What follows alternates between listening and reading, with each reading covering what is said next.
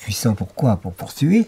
Mais de toute façon, on est puissant pour tuer, mais pendant ce temps-là, ben, il vaudrait mieux qu'on soit puissant pour développer la fraternité, l'amour.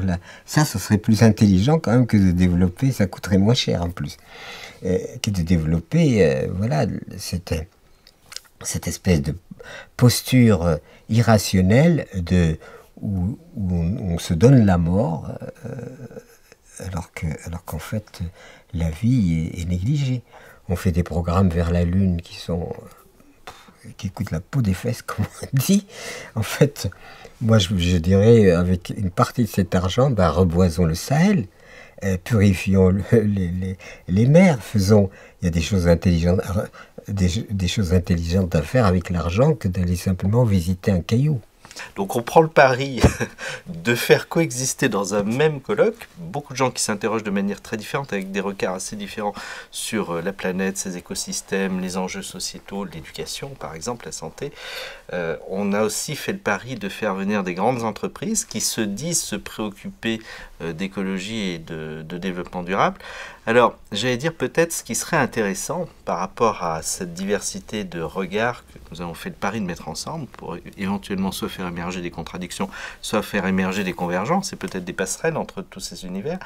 Est-ce que vous auriez, parce que ces grandes entreprises existent et que finalement elles vont avoir un impact probablement sur notre humanité encore pendant des décennies, est-ce que vous auriez une préconisation, une recommandation ou une envie de message à porter auprès de ces grandes entreprises finalement qui ont un impact important au niveau de la planète? Moi, si vous voulez, c'est pas l'entreprise qui m'intéresse, c'est l'être humain.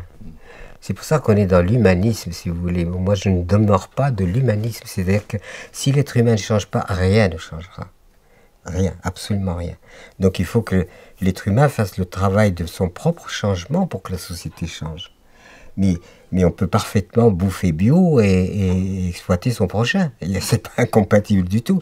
Donc c'est pas parce qu'on va faire de la bio au fin siècle que les choses vont changer. Les choses vont changer quand on commencera à éduquer les enfants, par exemple, à la solidarité, à la coopération, plutôt que le premier, le dernier, le meilleur. Mais toutes ces manufactures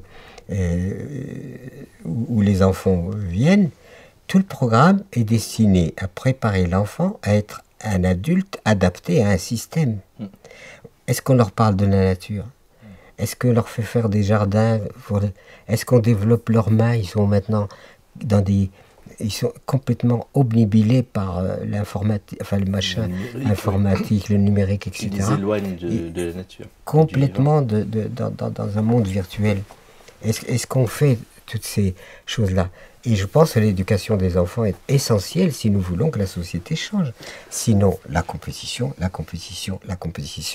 eh ben, ne fera que des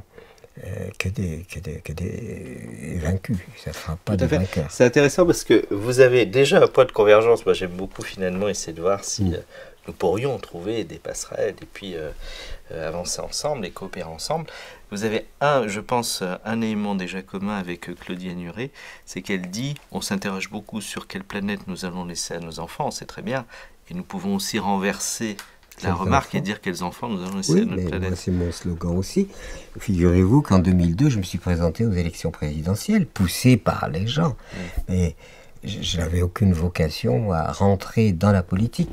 Mais les gens, mon entourage, les amis disaient tu as des choses à déclarer. Donc je me suis présenté en 2002 aux élections présidentielles. Voilà. Et avec un programme qui était absolument rien à voir avec le programme politique, qui était, il faut que le féminin soit reconnu, parce que c'est quand même incroyable que sur toute la planète, la femme est subordonnée, alors qu'elle représente une énergie féminine dont on a besoin. Il faut l'équilibre entre les deux. Je vous ai parlé de l'éducation qui n'est pas bonne. On éduque l'enfant déjà à voir l'autre comme le rival, dès tout petit, sous prétexte d'arriver à avoir un métier, une profession, machin compliqué. Le rapport à la nature, n'en parlons pas. C'est-à-dire que, vous savez, avec Juliette, nous avons par exemple mis en place des carnets d'alerte, et ces carnets d'alerte sont destinés justement à attirer l'attention des gens sur des problématiques graves. La faim dans le monde, la problématique de l'eau, la problématique de la finance et la problématique des semences. Par la perversion des OGM, de toutes les mécaniques qui sont mises en place par les gens qui veulent gagner de l'argent au détriment de tout. Donc le problème aujourd'hui, c'est que les gens, il faut qu'ils se réveillent. Et ces carnets sont destinés justement par l'interrogation de spécialistes et leur dire qu'est-ce que vous pensez de la fin dans le monde, qu'est-ce que vous pensez de la question de l'eau, qu'est-ce que vous pensez de la question des semences, qu'est-ce que l'économie c'est quoi, etc. Et consigner tout ça dans des ouvrages. On appelle ça carnet, enfin on essaye quand même de limiter pour que ça ne soit pas trop... pour vraiment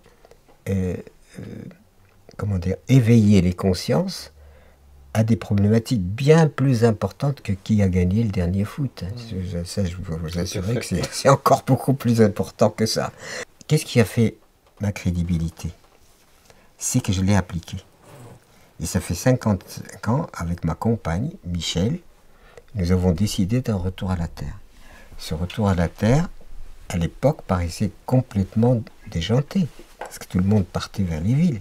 Nous, on fait un retour à la Terre, on applique l'agriculture biologique, nous créons une ferme, élevage, agriculture.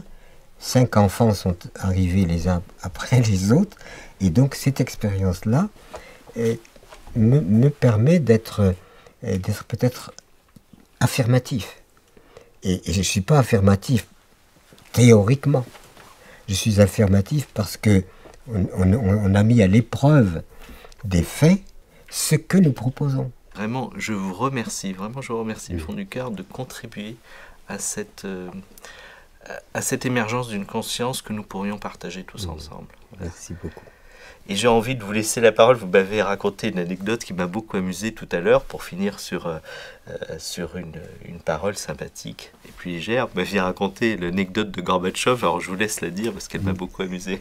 Un jour, il y a une planète de l'espace l'espace infini, elle surgit de l'espace, elle rencontre la planète Terre, elle la regarde, elle la renifle, enfin, etc. Elle lui dit, mais ma pauvre, qu'est-ce que tu es mal foutu, tu sens pas bon, tu es toute dépenaillée, mais qu'est-ce qui t'arrive? Et elle lui dit, mais ne m'en parle pas, j'ai attrapé l'humanité. Ah, tu l'as attrapé aussi. Moi aussi, je l'ai attrapé, je m'en suis guéri, et maintenant, tout va bien. Merci beaucoup Pierre, au plaisir de vous retrouver au colloque les 20 et 21 mars 2020. Merci infiniment, merci à vous, merci de votre accueil.